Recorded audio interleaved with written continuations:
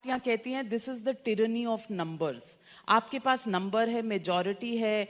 भाई अभी तो नंबर नहीं ना, आप ही पूछ लीजिए उनके सवाल, मैं जवाब देने के लिए तैयार हूं। आपत्ति क्या है? आपत्ति यह है कि ये डिस्क्रिमिनेटरी है। आप रिलीजन के बेसिस पे डिस्क्रिमिनेशन कर रहे हैं जो कॉन्स्टिट्यूशन अलाउ नहीं करती है। अच्छा है आपने मुझे पूछ लिया, वरना ये आपके मन का सवाल ऐसे ही रह जाता। अब मैं आपको आपके कार्यक्रम से माध्यम से पूरे देश को बताना चाहता हूं, ये जो हमने सीए लाया है इसी तरह का लॉन्ग टर्म वीजा के लिए। लॉन्ग टर्म वीजा का मतलब है लंबे समय तक भारत में रहने की परमिशन। जो पाकिस्तान और बांग्लादेश से और अफगानिस्तान से लोग आए हैं, इसमें हिंदू सिख के लिए है, इसमें क्रिश्चियन भी नहीं थे, बौद्ध भी नहीं थे, जैन भी नहीं थे। 30 मार्च 1964 को गृह मंत्रालय ने हिदायत दी, इन समुदायों को भारत में आराम से रहने दिया जाए। अगर गलत है तो क्यों? ये मेरे जन्म के पहले की बात है और मेरी पार्टी कहीं दूर दूर तक पावर में नहीं। 30 मार्च 1964, 16 अप्रैल 1964, 29 दिसंबर 1964, 5 अगस्त 1966, 10 दिसंबर 74, 9 फरवरी 1978।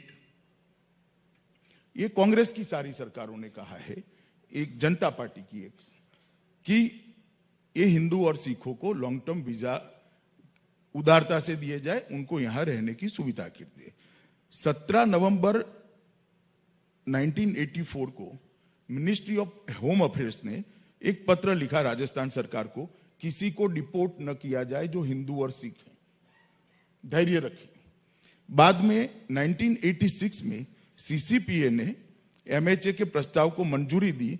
ऐसे प्रताड़ित समुदाय जो हिंदू और सिख है, उनको दीर्घावधि रहने व भारत की नागरिकता लेने की सुविधा उदारता से उपलब्ध कराई जाए, ये हितावह है। बाद में 13 जुलाई 1987, 10 जुलाई 1997, 16 जुलाई 1997, 23 फरवरी 1999 और 2 जून 2010 विशेषकर हिंदू व सिखों को के लिए विभिन्न लिबरल प्रावधान करते हुए नागरिकता दी जाए। ये कोई मेरी सरकार नहीं है। उसके बाद 5 अक्टूबर 2010, 11 अगस्त 2011, 7 मार्च 2012 इन्होंने कुछ जोड़ा, हिंदू, सिख, बौद्धिस्ट और क्रिश्चियन अल्पसंख्यकों को एलटीवी लॉन्ग टर्म वीजा की सुविधा सरलता से दी जाए।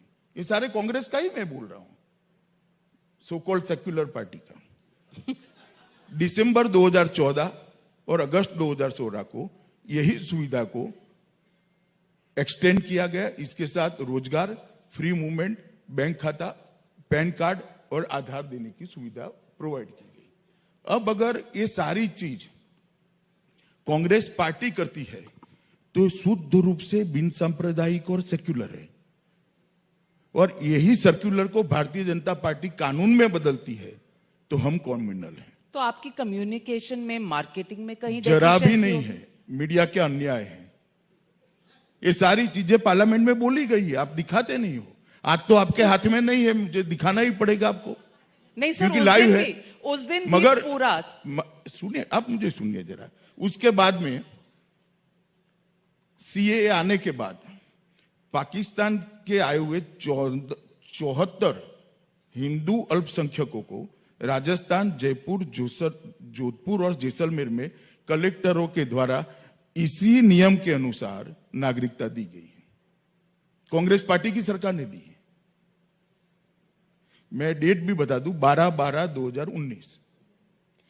अब अगर पर अमित शाह जी, ये सब करने के बावजूद अगर कांग्रेस अपने आप को सेक्युलर मेंटेन कर पाती है और आप नहीं कर पाते हैं, तो कहीं ना कहीं कोई ना कोई कम्युनिकेशन गैप तो है। हमें किसी का सर्टिफिकेट नहीं चाहिए नाविका जी।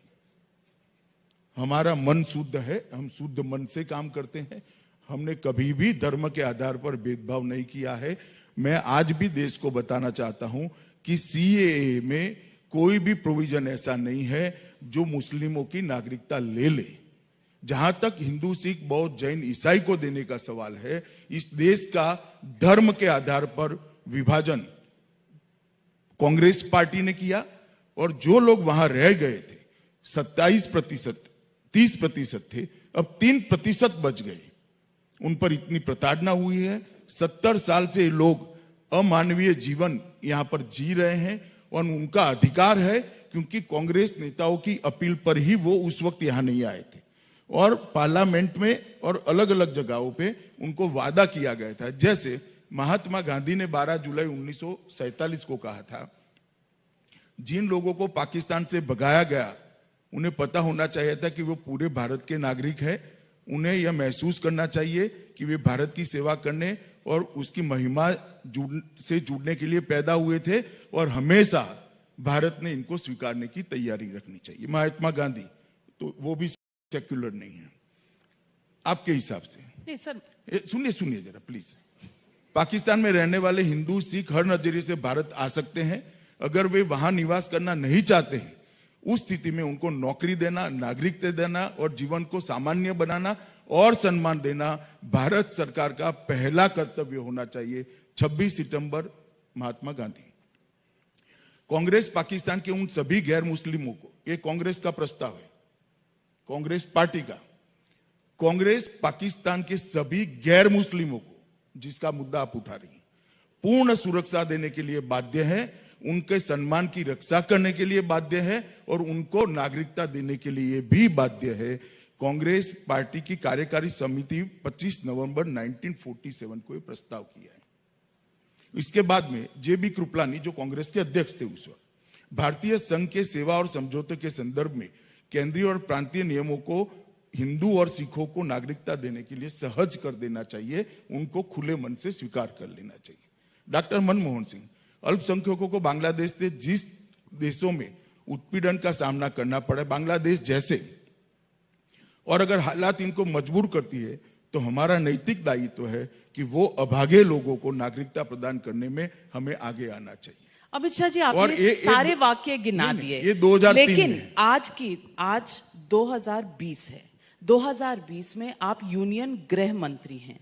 आपके ऊपर भी तो दायित्व होता है कि अगर किसी को इससे प्रॉब्लम है तो उनके साथ एंगेज करें, उन्हें कन्विंस करें और उन्हें अपने साथ। चलिए, मैं आपके माध्यम से कह देता हूं, जिसको भी प्रॉब्लम है मेरी ऑफिस से समय मांगे, 3 दिन की अवधि में मैं मिल लूंगा और सबसे चर्चा करूंगा। शाहीन बाग के लोगों, जो मैंने जिसे भी कहा, मैंने जो भी आना चाहे मैं तो मिलूंगा। पहले भी कहा था, फिर से कह देता हूं, मुझे क्या आपत्ति है, मगर चर्चा किसी को करनी नहीं है। तो चर्चा होगी तो मेरिट्स में होगी ना, मेरिट्स पे चर्चा करनी पड़ेगी और जिसको करनी है इसका स्वागत है।